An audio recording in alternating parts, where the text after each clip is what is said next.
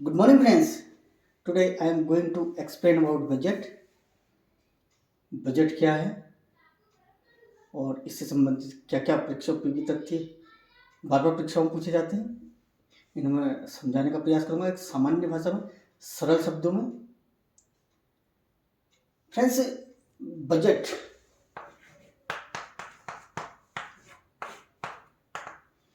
Budget शब्द हमारे संविधान में कहीं भी उल्लेखित नहीं है। एक तो ध्यान देने वाली बात है कि ये बजट शब्द हमारे संविधान में कहीं भी उल्लेखित नहीं है। ये फ्रेंच शब्द है और जिसका आशय होता है थैला, एक बैग, लेदर का बैग। तो इससे हमें केवल ये लेना है कि इस शब्द से इतना ही हमें संबंध है कि ये फ्रेंच शब्द है, फ्रांस का दिया हुआ शब्द है बजट, बजट और प्रोनाउंस करके ये बजट, इसका प्रोनाउंसिएशन किया जाता है, जो आम भाषा में बजट के रूप में प्रोनाउंस किया जाता है। ठीक है फ्रेंड्स, और हमारे संविधान में जो उल्लेखित है फ्रेंड्स वो है वार्षिक वित्तीय विवरण। हमारे संविधान में क्या उल्लेखित है फ्रेंड्स? वार्षिक वित्तीय विवरण। ठीक है फ्रेंड्स, तो वार्षिक वित्तीय, इसको इस तरीके से आप मेमोराइज करेंगे। वी फॉर वार्षिक, वी फॉर वित्तीय और वी फॉर विवरण। वी वार्षिक वित्तीय विवरण। और किस अनुच्छेद में फ्रेंड्स है? अनुच्छेद 112, अनुच्छेद 112 में भाग 5, संविधान के भाग 5 और 112 में यह वार्षिक वित्तीय विवरण लिखा गया है। और फ्रेंड्स, क्या इसकी संकल्पना क्या है? इसमें क्या उल्लेखित रहता है कि जो आने वाला वर्ष है उसमें हमारी क्या आय होगी और क्या हमारा व्यय होगा, किन किन स्रोतों से हमारी आय होगी, किन किन स्रोतों में हमारे द्वारा व्यय किया जाएगा। ये एक मंत्री का, वित्तीय मंत्री का एक भाषण मात्र होता है। ठीक है फ्रेंड्स, तो एक सामान्य अर्थों में अगर हम इसे समझे तो आने वाले वित्तीय वर्ष के लिए, चाहे जो भी हम माना हमने घर के लिए, हम अपने हाउस के लिए, अपने जो हमारे सामान्य खर्चे होते हैं, सामान्य जो हमारी आय होती है उससे संबंधित जो हम विवरण प्रस्तुत करते हैं, उससे संबंधित जो अपना भाषण देते हैं, वो क्या है? बजट है। जैसे 112 में जिसका उल्लेख है वार्षिक वित्तीय विवरण, जिसमें हम कहते हैं कि भाई हम यहाँ से हम मेंशन करेंगे, यहाँ से हमारी इनकम होगी और यहाँ से हमारी इतनी इतनी इनकम होगी। अनुमानित शब्द भी यहाँ पर को समझा जाएगा फ्रेंड्स, और अनुमानित शब्द भी यहाँ पर प्रयोग किया जाएगा। और इन क्षेत्रों में हमारे द्वारा व्यय किया जाएगा। आय और व्यय का अनुमानित विवरण जो होगा, वार्षिक वित्तीय विवरण, ये क्या है? हमारे 112 में उल्लेखित है। ठीक है, संविधान के भाग 15। ठीक है फ्रेंड्स, और जो ठीक है फ्रेंड्स, आशा करता हूँ कि आप कि मस्तिष्क में स्पष्ट हो गया कि क्या बजट है। बजट माने अनुमानित आय व्यय का आने वाले वर्ष के लिए अनुमानित विवरण है, भाषण के रूप में, केवल भाषण मात्र है। इसमें भाषण दिया जाएगा कि भाई हमारी इन क्षेत्रों से ये आय होगी और इन क्षेत्रों से ये, इन क्षेत्रों में हमारे द्वारा व्यय किया जाएगा। ठीक, ये हो गया हमारा वार्षिक वित्तीय विवरण। और बजट उल्लेख नहीं है, वार्षिक वित्तीय विवरण का उल्लेख है 112 यानी कि 112 अनुच्छेद में, संविधान के भाग 5 में। अब बजट को प्रस्तुत करने का अधिकार किसके पास है फ्रेंड्स? राष्ट्रपति महोदय के पास। ये हमारा परीक्षा उपयोगी तथ्य है। तो बजट को यहाँ पर को अधिकतर विद्यार्थी जो हैं यहाँ पर को संदेह में रहेंगे, क्योंकि अधिकतर वित्तीय जो विवरण है वो प्रस्तुत किया जाता है किनके द्वारा? वित्त मंत्री द्वारा। लेकिन जो संविधान में उल्लेखित है उसके अनुसार इसको प्रस्तुत करने का अधिकार किसके पास है? राष्ट्रपति महोदय के पास। ठीक है फ्रेंड्स, और राष्ट्रपति महोदय किसी भी मंत्री द्वारा इसे प्रस्तुत कर सकते हैं। ठीक है, राष्ट्रपति महोदय, माननीय राष्ट्रपति महोदय किसी भी मंत्री के माध्यम से इसे प्रस्तुत कर सकते हैं। ये ध्यान देने वाली बात और परीक्षा उपयोगी तथ्य फ्रेंड। ठीक है, और जो इस अवधि में जो भाषण दिए जाएंगे वो होंगे 112 में। और इसके बाद जो अनुदान ये मांगेंगे कि भाई हमें इतना पैसा चाहिए, इस चीज़ के लिए हमें इतना, इस मत के लिए इतना पैसा चाहिए, और ये अनुदान और मांग और ग्रांट इसे कहेंगे 113। इसके बाद का जो स्टेप होगा वो कहेंगे भाई हमें इसमें इतना पैसा चाहिए, इसे तो हमें इतना हमारी मांग है। तो उसका जो होगा ग्रांट, डिमांड एंड ग्रांट, वो 113 बन जाएगा। ठीक है कि इसके संबंधित जो वित्तीय विवरण उन्होंने प्रस्तुत किया, उसके बाद कि भाई हमें इस मद में इतना खर्चा चाहिए, मांग, और हमें इसकी अनुमति दीजिए का जो वर्णन किया जाएगा वो 113 में, मांग है अनुदान 113 में। और इसके पश्चात जो आएगा फ्रेंड्स, ठीक है, कि तो ये तो यहाँ तो भाषण दे दिया, और यहाँ क्या कहा, हमें ये पैसा इन मद के लिए चाहिए। ठीक है, अब जो पैसा जो निकाला जाएगा संचित निधि से, उसका उल्लेख किसमें किया जाएगा, 114 में। स्टेप वाइज हम आगे बढ़ेंगे फ्रेंड्स इसको समझने के लिए। और 115 में अगर किसी मांग में कमी रह गई, अनुपूरक मांग, माना रोड बनाने के लिए, माना किसी कार्यक्रम के लिए हमने 10 करोड़ की मांग की थी, अब उसमें पैसा उसका समाप्त हो गया, हमें अतिरिक्त उसमें पैसा चाहिए, तो उस योजना के लिए जो अतिरिक्त पैसे की मांग की जाएगी वो अनुच्छेद 115 में की जाएगी। ठीक है फ्रेंड्स, तो आशा करता हूँ कि आप इन स्टेप वाइज इन तथ्य को समझ गए होंगे। तो फ्रेंड्स, आज मैं वित्तीय जो ये है विनियोग विधेयक, इसको स्पष्ट करने का प्रयास करता हूँ। ठीक है फ्रेंड्स, विनियोग विधेयक, विनियोग 114।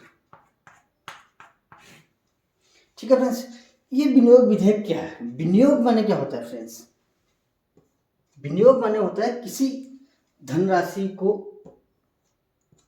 खर्च करना इस उद्देश्य से कि आय हो, आय के उद्देश्य से धनराशि को खर्च करना विनियोग है। ठीक है फ्रेंड्स, एक तो हमने खर्च किया, समाप्त हो गया, लेकिन एक हमने खर्च किया कि इससे कुछ आय हो, तो वो शब्द कहा जाता है विनियोग, एप्रोप्रिएशन बिल। ठीक है, तो इसका उल्लेख किसमें है, 114 में, यानी कि संचित निधि से जो भी पैसा निकाला जाएगा उसका प्रावधान 114 में, बिना 114 के पास हुए, बिना 114 के माध्यम से अनुमति लिए संचित निधि से पैसा नहीं निकाला जा सकता है। ये हमारा विनियोग विधेयक। ठीक है फ्रेंड्स, इसकी इतनी ही परिभाषा या इसका इतना ही कॉन्सेप्ट मात्र है कि विनियोग विधेयक जो है इसका अर्थ है संचित निधि से पैसा निकालने का अधिकार। इसके पश्चात ही हम संचित निधि से पैसा निकाल सकते, और कोई हमारे पास रास्ता नहीं है संचित निधि से पैसा निकालने का। एक रास्ता है, वो क्या है, 116 का, वो उसमें क्या होता है, लेखानुदान। ये केवल 2 माह के लिए होता है, 2 माह या फाइनेंशियल ईयर के जो वित्तीय का और संपूर्ण बजट है उसका 1/6 भाग, 1/6 भाग 2 माह 116, जो विलंब हमारा बजट पास होने में होता है, उसकी चर्चा आदि में होता है, तो उस पीरियड के लिए जो निकाला जाता है लेखानुदान 116। ठीक है फ्रेंड्स, और लेकिन जो मुख्य जो हमारा संचित निधि से निकालने का जो हमारी पावर है, जिसके बिना पैसा नहीं निकाला सकता, उसे विनियोग विधेयक कहते हैं, एप्रोप्रिएशन बिल। ठीक है फ्रेंड्स, अब इससे संबंधित तथ्य क्या होंगे फ्रेंड्स? ये केवल लोकसभा में प्रस्तुत किया जाएगा, ये भी धन विधेयक है। ठीक है फ्रेंड्स, क्योंकि ये क्या है, सीधे चाबी आप इसे समझ सकते हैं उसकी, संचित निधि की। हमारे भारत सरकार की या हमारे सरकार की निधि क्या क्या होती है बताएं? 266(1), 266(2) और 267, यानी कि संचित निधि, आकस्मिक निधि और लोक लेखा, पब्लिक अकाउंट। ठीक है फ्रेंड्स, और संचित निधि से जो अगर हमें पैसे का आहरण करना है, निकालना है, तो उसके लिए बिल लाना, विनियोग बिल लाना अति आवश्यक है। अर्थात इसे आप ये समझ सकते हैं कि ग्रांट भी हो गया, हमने विवरण भी प्रस्तुत कर दिया कि भाई हम इन मदों से पैसा कमाएंगे, इन मदों का व्यय करेंगे, 112 के तहत वार्षिक वित्तीय विवरण अनुमानित हमने प्रस्तुत कर दिया, और प्रस्तुत तो कर दिया, हमने भाषण मात्र दे दिए कि भाई इसमें इतना आय होगा, इसमें इतना व्यय होगा, तो हो गया 112। वार्षिक वित्तीय विवरण। और हमने उसके बाद तो केवल भाषण मात्र से तो पैसा आएगा नहीं ना फ्रेंड्स, आगे काम चलेगा नहीं। अब हम कहेंगे भैया हमें पैसा दो, पैसा हमें चाहिए, तो किस में आ जाएगा, 113 में। ठीक है फ्रेंड्स, भाषण दिया पैसे के लिए 113 आ जाएगा। डिमांड और ग्रांट, ठीक है फ्रेंड्स, डिमांड और ग्रांट आने के बाद अब पैसा निकालने की जब बात आएगी तो विनियोग विधेयक लाया जाएगा। ठीक है फ्रेंड्स, और विनियोग विधेयक के पास होने के पश्चात ही पैसे का आहरण किया जाएगा संचित निधि से। तो इससे संबंधित क्या प्रश्न हो गया कि विनियोग विधेयक का वर्णन किस अनुच्छेद में है, तो 114 में। और की किसे कहेंगे हम संचित निधि की, तो होगा विनियोग विधेयक। और एप्रोप्रिएशन भी लिया हो गया, और बिना इसके किस विधेयक के बिना संचित निधि से पैसे का आहरण नहीं किया जा सकता है, तो फ्रेंड्स वो क्या हो गया, विनियोग विधेयक। ठीक है, और 115 भी मैंने आपको बताया। अगर किसी जो हमने 112 में जो हमने भाषण दिए थे, और 112 में भाषण दिए थे हमने, ठीक है, कि हमने ये करना है, वो करना है, ये आय करनी है, ये व्यय करना है। और 113 में हमने कहा था भैया इसके लिए इतना पैसा चाहिए। अगर 113 में जो हमने कहा था उससे एक पैसा भी ज़्यादा या एक पैसा भी कम विनियोग विधेयक से स्वीकृत नहीं किया जाएगा। ठीक है, अगर हमने तो जो भी कहा, माना हमने 100 रुपया कहा था, 100 करोड़, अब योजना चली, व्यय अधिक हो गया, तो 114 के बाद हम आगे बढ़ जाएंगे 115 में कि भाई कमी को पूरा, अनुपूरक मांग क्या हो जाएगी, 115 हो जाएगी। ठीक है फ्रेंड्स, तो आशा करता हूँ कि आप को स्पष्ट हो गया होगा क्या विनियोग विधेयक है, क्या बजट है, क्या प्रक्रिया चल रही है। ठीक है फ्रेंड्स, और कुछ रीजनिंग के क्वेश्चन हम देख लेते हैं।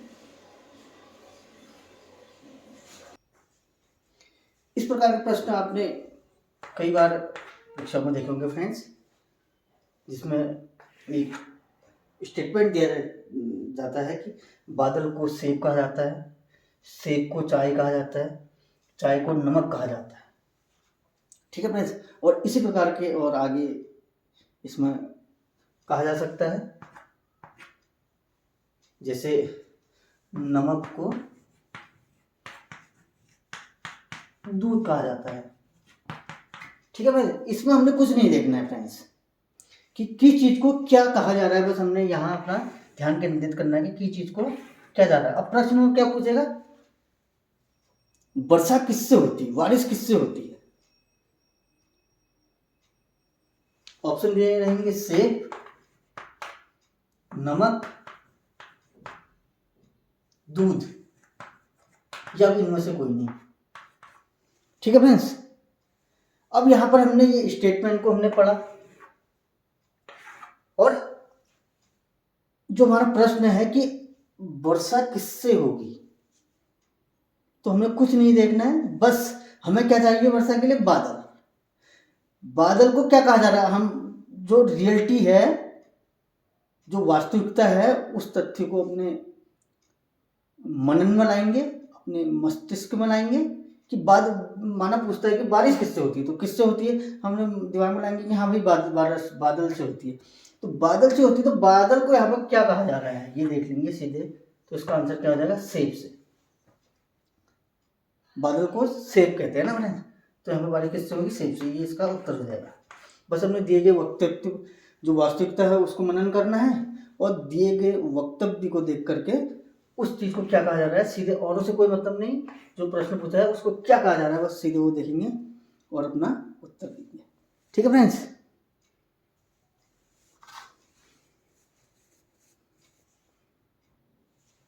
इस प्रकार का प्रश्न फ्रेंड्स बार बार परीक्षाओं में पूछा जाता है।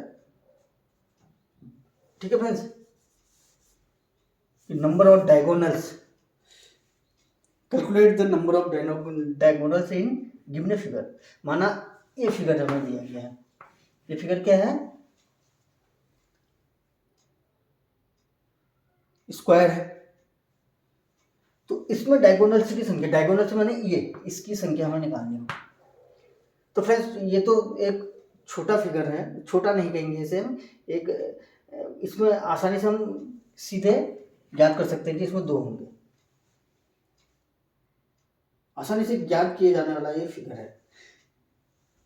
यदि हमें दिया जाता है अन्य, उसमें केवल ये दिया जाता है कई उसमें जिसमें कई भुजा वाली आकृति हमें दी जाती है, षटभुज, अष्टभुज, तो इनमें डायगोनल से काउंट करना काफी कठिन प्रतीत होता है। इसके लिए हमें फॉर्मूले की आवश्यकता पड़ेगी फ्रेंड्स। वो क्या है? n -3/2। n यहाँ पर क्या होगा फ्रेंड्स? जो इसकी जितनी भुजा वाली वो आकृति है, षटभुज, अष्टभुज, त्रिभुज, तो उसमें डायगोनल से को काउंट करने के लिए फॉर्मूला लगेगा। तो यहाँ पर कितने फ्रेंड्स भुजाएं? 4 आए तो 4 भुजाएं होती है ना, ये भुजाओं की संख्या है ये। तो 4 भुजाएं तो क्या हो जाएगा फ्रेंड्स? 4 -3/2, 2 2 जा 4, 4 -3 1, यानी कि 2 × 1 = 2, यानी कि इस 4 भुजाओं वाली आकृति में डायगोनल की संख्या कितनी होंगी? 2 होंगी फ्रेंड्स। तो इस प्रकार आप षटभुज, अष्टभुज सभी के जो है डायगोनल के नंबर निकाल सकते हैं केवल इस फॉर्मूले का आप प्रयोग करके। ठीक है फ्रेंड्स, जैसे अष्टभुज है, ठीक है, तो यहाँ पर 8 हम यहाँ को प्लेस करेंगे। 8 -3 ये 7 हो जाएगा friends. No sorry, 8 -3 5 and divided by 2, 2 2 जा 2 2 4 जा 8 20। तो डायगोनल्स की संख्या या विकर्णों की संख्या कितनी होगी फ्रेंड्स? 8 भुजा वाली आकृति में विकर्णों की संख्या कितनी होगी फ्रेंड्स? 20। तो हमने कैसे काउंट किया? यहाँ पर हमने 8 लिखा और 8 -3 किया हमारा 7, नो सॉरी 8 -3 5/2, 2 4 जा 8। ठीक है, ठीक है, एंड इससे जो ये 8 -3 5 आया उससे इसे मल्टीप्लाई करेंगे, 4 × 5 = 20। तो इस प्रकार हम डायगोनल की संख्या को आसानी से निकाल सकते हैं। तो फ्रेंड्स, आज मैंने आसान शब्दों में बजट क्या है इसे समझाने का प्रयास किया, विनियोग विधेयक क्या है, और इससे बजट का जो अनुच्छेद है वार्षिक वित्तीय विवरण से संबंधित जो आगे की कार्रवाई है उसे समझाने का प्रयास किया एक सामान्य भाषा में। तो मैं एक संक्षिप्त रूप में पुनः उसे स्पष्ट करना चाहूँगा फ्रेंड। बजट जो है हम सामान्य अगर अर्थ में देखें, जो हम अगर अपना स्वयं के संबंध में एक वित्तीय वर्ष के लिए अगर आय व्यय का अनुमान लगाते हैं, उससे संबंधित हम चर्चा करते हैं, भाषण देते हैं, तो हमारा क्या हो गया? बजट। और बजट का कोई उल्लेख संविधान में नहीं है, बजट शब्द का उल्लेख नहीं है, इसे वार्षिक वित्तीय विवरण कहा गया जो अनुमानित है आगामी वर्ष के लिए। ठीक है फ्रेंड्स, और तो उसके बाद हम क्या लाएंगे? 113 में डिमांड एंड ग्रांट चलाएंगे कि भैया हमने भाषण तो दे दिए, लेकिन हमें इसके लिए इन चीज़ों के लिए ये पैसा चाहिए, तो हो जाएगा हमारा ग्रांट एंड डिमांड। और उसके बाद 114 में हो जाएगा, ठीक है, ग्रांट एंड डिमांड आ गया तो भाई पैसा निकालने के लिए जो विधेयक लाया जाएगा 114 वो हो जाएगा विनियोग विधेयक। और जो 115 में जो हो जाएगा हमारा फ्रेंड्स कि भाई अगर किसी योजना के लिए पैसा कम पड़ता है तो उसको पूर्ण करने के लिए अनुपूरक मांग जो जाएगी 115 में हो जाएगी। 116 में हमारा जो है लेखानुदान हो जाएगा। ठीक है फ्रेंड्स, आशा करता हूँ कि आपको ये वीडियो पसंद आएगा। आप जो भी तथ्य मेरे द्वारा प्रस्तुत किए गए हैं आपके लिए उपयोगी सिद्ध होंगे, और मेरे वीडियो को आप बार बार देखिए, लाइक कीजिए, सब्सक्राइब कीजिए, शेयर कीजिए। Thank you very much friends.